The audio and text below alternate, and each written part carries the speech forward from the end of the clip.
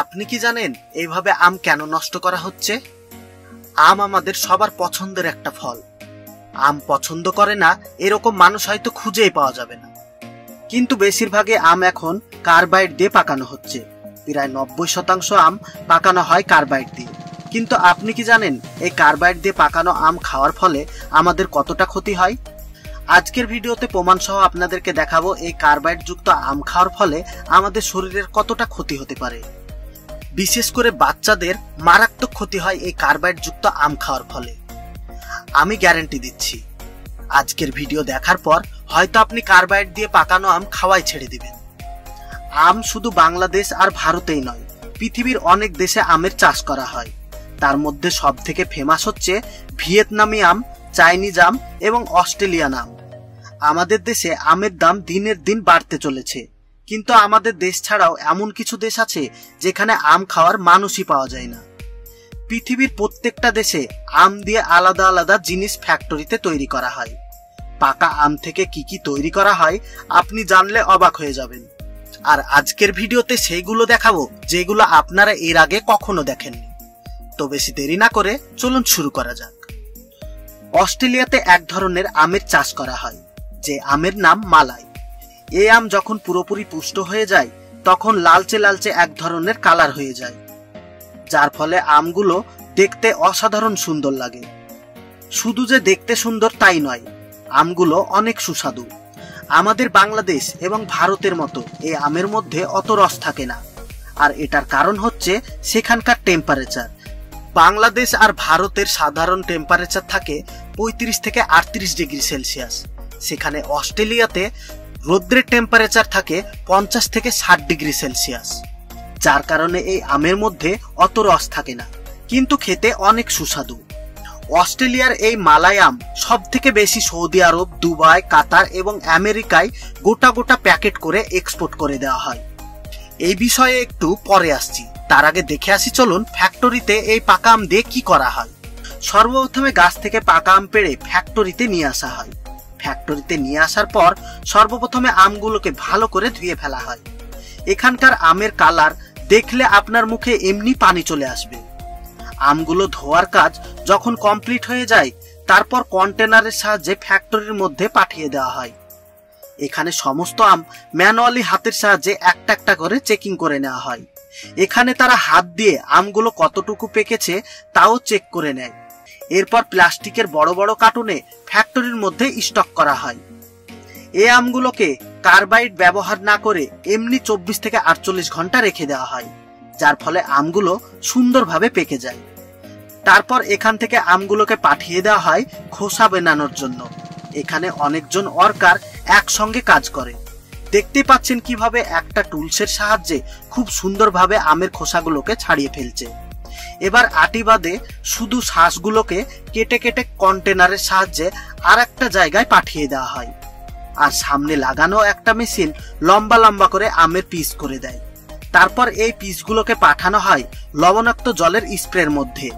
স্প্রের কাজ কমপ্লিট হয়ে গেলে এগুলোকে পরপর সাজিয়ে একটা হিটিং রুমের মধ্যে নিয়ে চলে যাওয়া হয়। এই হিটিং রুমের মধ্যে একটা নির্দিষ্ট টেম্পারেচারে 24 ঘন্টা এগুলোকে রেখে দেওয়া হয়। তারপর বাইরে বেরিয়ে আসে এইরকম শুকনো পাকা আম। এবার এই সমস্ত শুকনো আমগুলোকে ম্যানুয়ালি হাতের সাহায্যে কাঁচি দিয়ে একটা একটা করে সাইজ করা হয়। তারপর আমগুলোকে নির্দিষ্ট মাপে প্যাকেট করা হয়। তারপর বড় বড় কার্টুনে লোড করে বিদেশে পাঠানোর জন্য ভালোভাবে প্যাকিং করা হয়। এই সমস্ত আম সব থেকে বেশি পাঠানো হয় সৌদি আরব, দুবাই, কুয়েত, কাতার এবং আমেরিকায়। এইরকম ভাবে আমের শুকতি করার ফলে পাকা আমের যে গুণ থাকে সেগুলো নষ্ট হয় না। তাছাড়া বিদেশের মার্কেটে খুব ভালো দামে এগুলো বিক্রি করা হয়। এই পদ্ধতি শুধু অস্ট্রেলিয়াতেই নয়, চীনেও এইরকম সেম পদ্ধতিতে আম শুকতি করে প্যাকেটে বিক্রি করা হয়। আর ভারতের আম যেহেতু অনেক রসালো, সে কারণে এগুলোকে কুরকুরের মতো করে ড্রাই করা হয় আর 10 টাকা 20 টাকার প্যাকেট করে মার্কেটে বিক্রি করে দেওয়া হয়।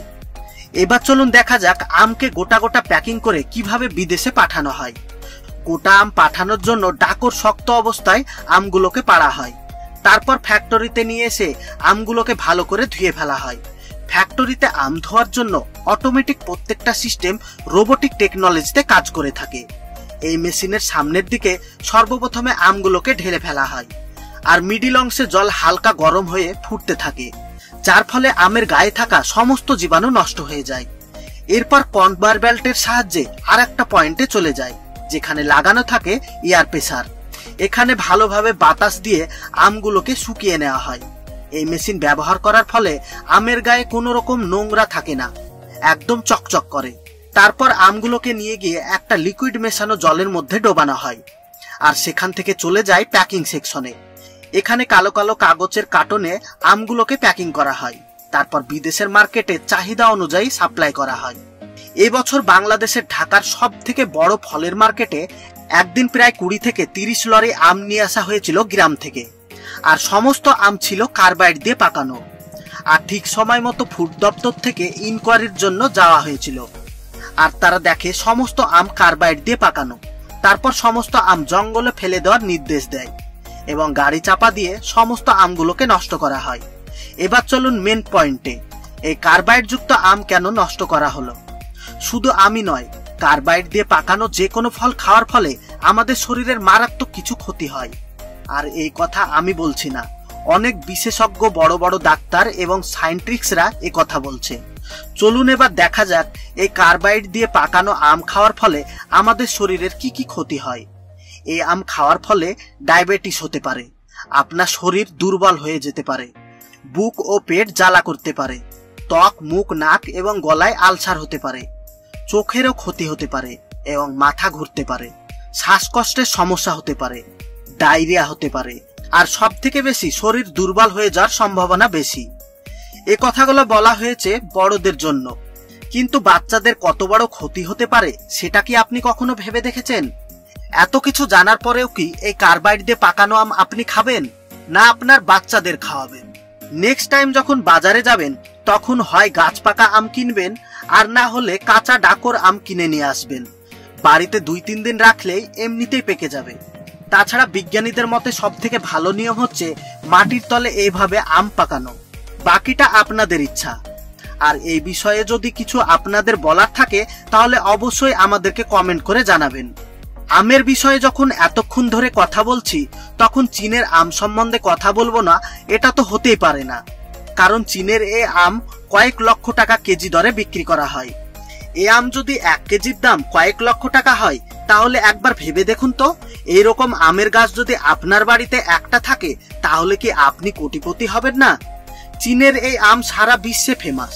চীনে খুব অল্প পরিমাণে এই আমের চাষ করা হয়, তাও আবার বাইরে না, রীতিরকম ল্যাবের মধ্যে এই আমের চাষ করা হয়। এই আমের মূল হওয়া থেকে শুরু করে একদম পাকা পর্যন্ত অনেক খরচ পড়ে যায়।